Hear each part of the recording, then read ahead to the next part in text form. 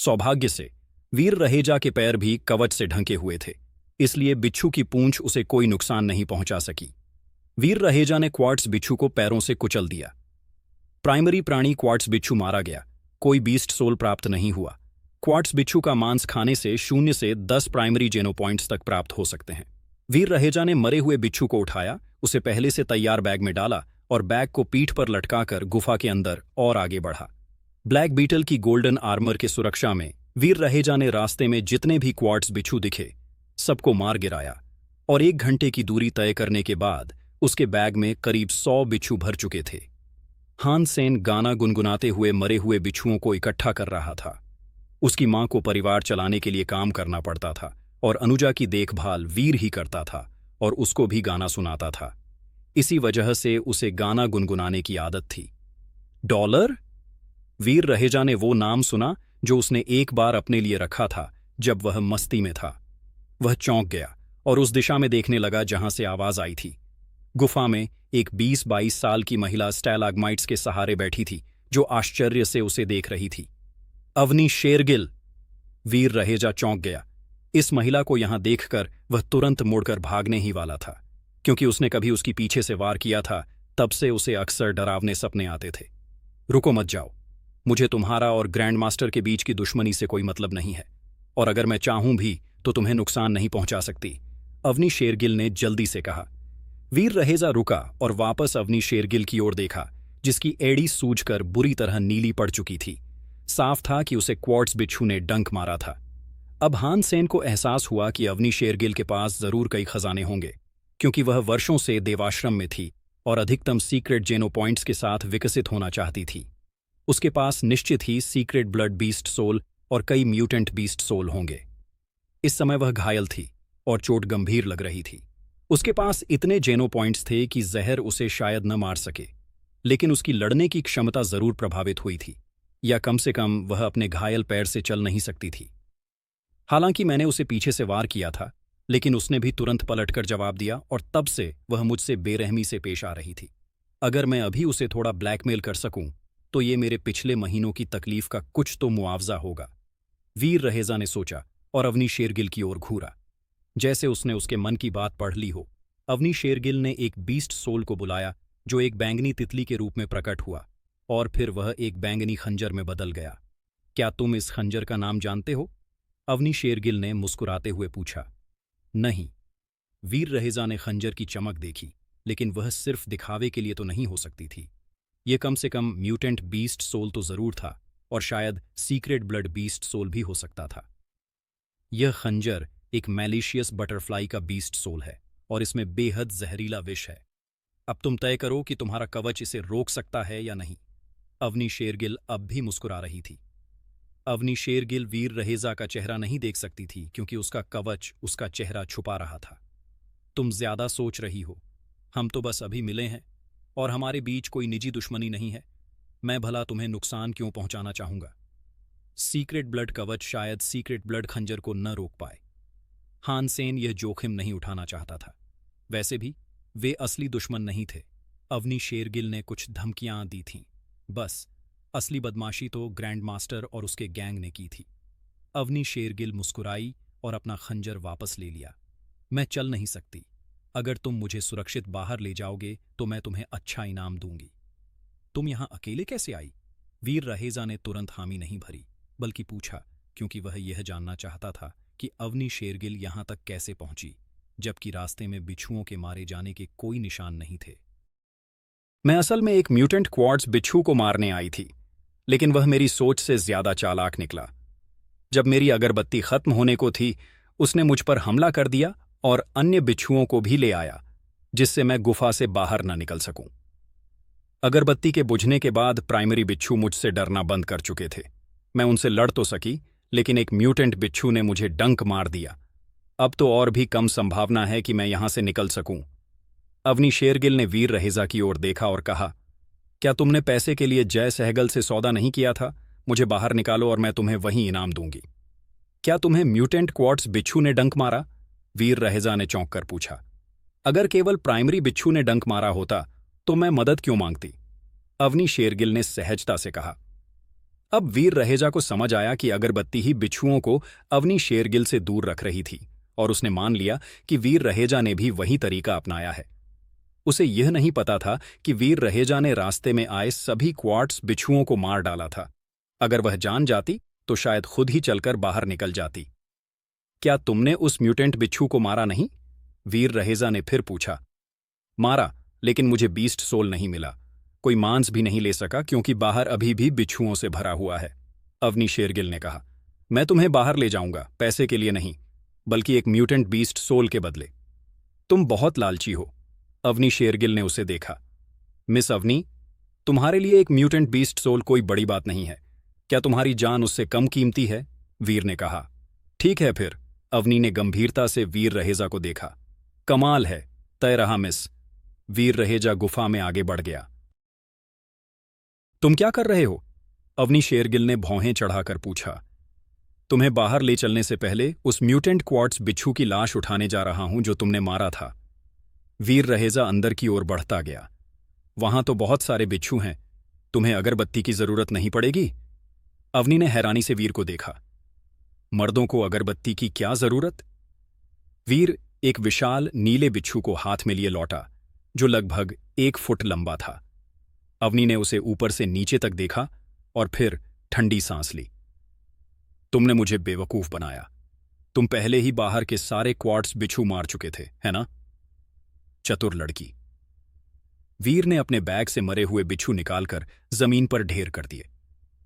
हालांकि अवनी को पहले ही शक था, लेकिन जब उसने देखा कि वीर ने इतने सारे बिच्छू मारे हैं तो वह फिर भी हैरान रह गई। वीर ने पहले म्यूटेंट बिच्छू की लाश बैग में रखी और फिर बाकी बचे प्राइमरी बिच्छुओं को भरने लगा। कुछ बैग में समा नहीं पाए तो उसने उनका मांस वहीं खा लिया जब तक कि सब साफ नहीं हो गए। प्राइमरी क्वार्ट्स बिच्छू का मांस खाया गया। 4 प्राइमरी जेन पॉइंट्स प्राप्त हुए। मैंने आज तक किसी को तुम्हारे जैसा नहीं देखा जो इतने गंदे जीवों को खाने को तैयार हो। अवनी ने कहा, जिसे हैरानी थी कि इतनी अच्छी इक्विपमेंट होते हुए भी कोई इतना कंजूस कैसे हो सकता है। चलो। वीर अवनी के पास बैठ गया, उसे पीठ पर उठाने के लिए। अब तो यहां कोई बिच्छू नहीं है, मैं खुद चल सकती हूं। अवनी ने कहा। तुमने मुझे एक म्यूटेंट बीस्ट सोल देने का वादा किया है जो अब वापस नहीं ले सकती, तो फिर क्यों ना अपनी घायल टांग के साथ मेरी सेवा का आनंद लो? वीर ने कहा। ठीक है, क्यों नहीं? अवनी ने निचले होंठ को काटा, उठी और धीरे से वीर की पीठ पर चढ़ गई। कवच पहने होने की वजह से वीर को उसका शरीर महसूस नहीं हुआ। वह उसे पीठ पर उठाए एक हाथ में बैग लिए बाहर निकल गया। वह लगभग 100 पाउंड की थी, जो वीर के लिए कुछ नहीं था क्योंकि उसके पास अब काफी जेनो पॉइंट्स थे। वे जल्द ही गुफा से बाहर निकल आए। अब कहाँ जाना है? वीर ने पूछा। देवाश्रम की तरफ, अवनी ने कहा। वीर बिना कुछ बोले उसे देवाश्रम की ओर ले जाने लगा। 1 घंटे बाद उसने अवनी को नीचे उतारा।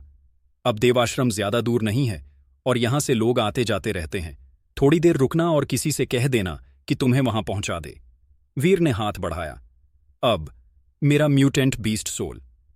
मैंने जय सहगल से मैसेज भेजने को कहा है। क्या तुम मुझे सीक्रेट ब्लड बीस्ट सोल और गियर बेचोगे? अवनी ने बिना हिचकिचाए एक काले बिल्ली की आकृति वाला म्यूटेंट बीस्ट सोल वीर को दे दिया। गोल्डन डबल एज्ड कुल्हाड़ी की क्या कीमत दोगी? वीर ने पूछा। 20 लाख। वो एक सीक्रेट ब्लड गियर है, जबकि 20 लाख में तो म्यूटेंट बीस्ट सोल भी नहीं मिलता।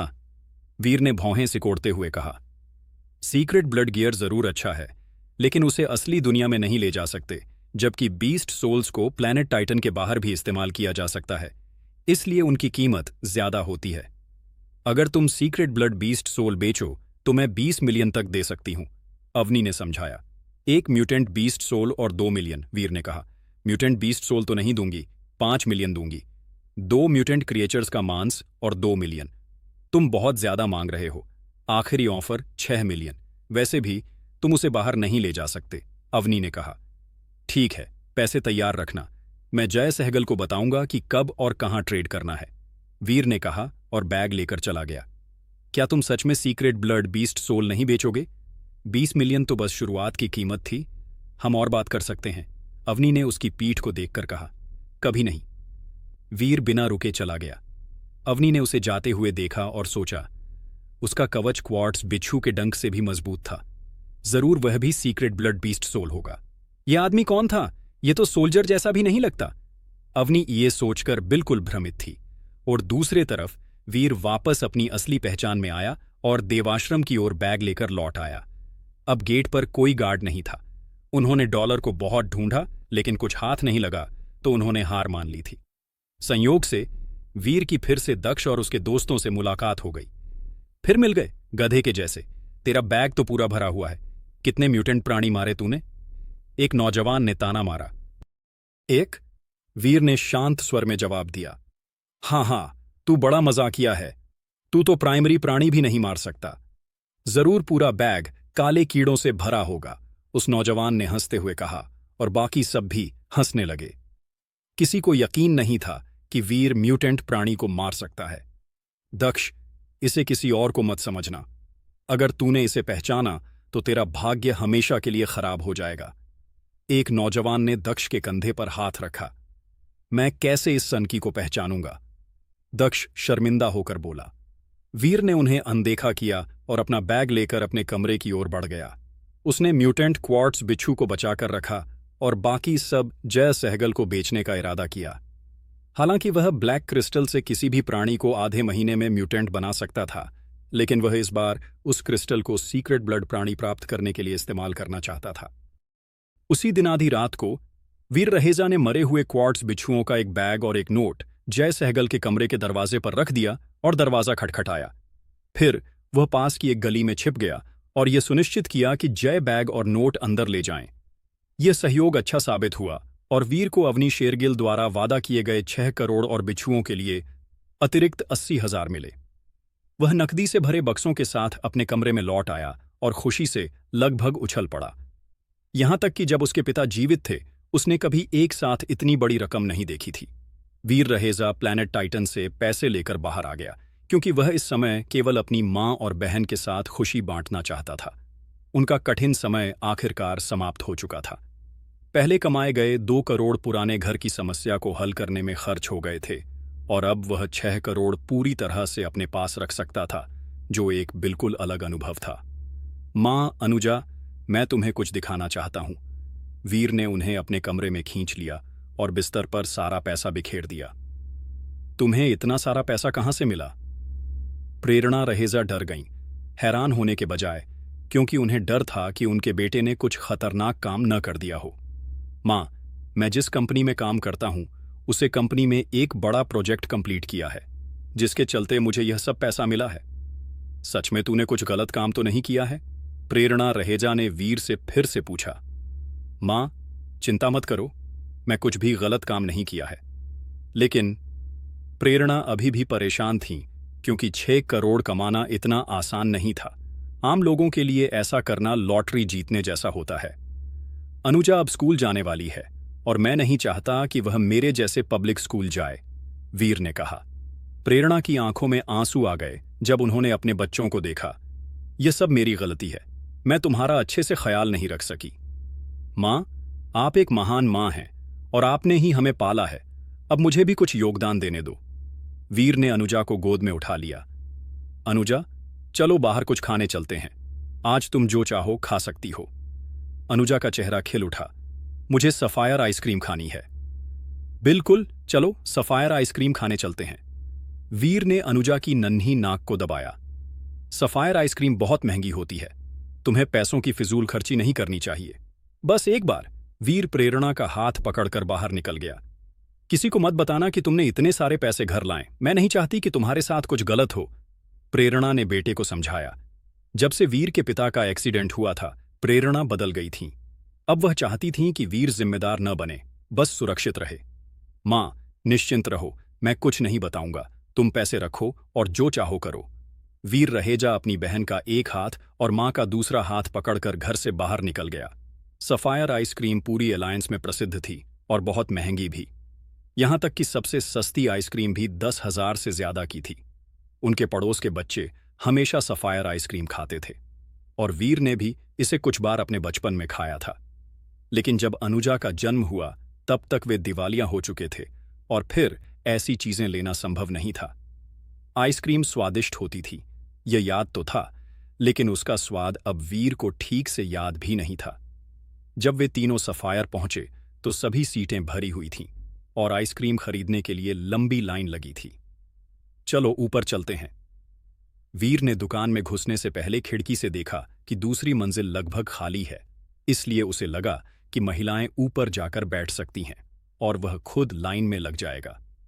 सीढ़ियों पर एक वेटर ने उसे रोक दिया। माफ कीजिए, आप ऊपर नहीं जा सकते, वेटर ने कहा। क्यों? क्या ऊपर कोई सीट नहीं है? वीर ने भौहें सिकोड़ लीं। घृणा और झुंझलाहट से भरे वेटर ने दीवार पर लगे एक नोटिस की ओर इशारा किया। आपने हमारी आइसक्रीम न भी खाई हो तब भी हमारे नियम के बारे में सुना होगा। वीर ने नोटिस को देखा जिसमें लिखा था, केवल प्रतिष्ठित और कुलीन लोगों के लिए, और उसे समझ आ गया कि वेटर किस बात की ओर इशारा कर रहा था। तो दूसरी मंजिल सिर्फ विशेषाधिकार प्राप्त लोगों के लिए आरक्षित थी और आम लोगों को अंदर भी जाने की अनुमति नहीं थी। इसलिए दूसरी मंजिल की सजावट बेहतर थी, लेकिन वहां कोई नहीं था।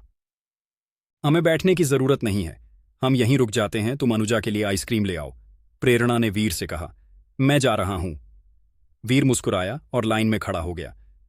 वह शांत दिख रहा था, लेकिन उसके भीतर एक महत्वाकांक्षा जल रही थी। इन प्रतिष्ठित और कुलीन लोगों में ऐसा क्या खास है? जल्दी ही मेरे पास इससे भी ज्यादा सब कुछ होगा। यह मूर्खतापूर्ण नोटिस फिर कभी मेरे रास्ते में नहीं आएगा। जब उसका नंबर आया तब भी कोई सीट खाली नहीं थी, इसलिए वीर को टेक अवे का ऑर्डर देना पड़ा।